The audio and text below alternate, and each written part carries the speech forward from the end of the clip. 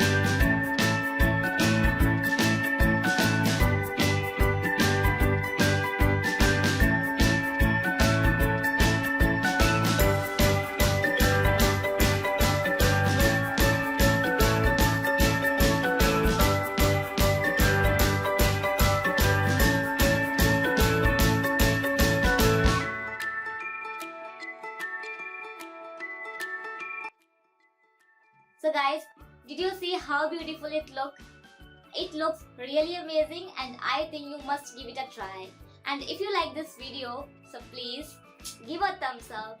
And if you are new to this channel, so please subscribe to my channel and don't forget to hit the bell icon for the latest updates. I'll meet you very soon with the next interesting topic. Until you take care, bye bye, Jai Hind.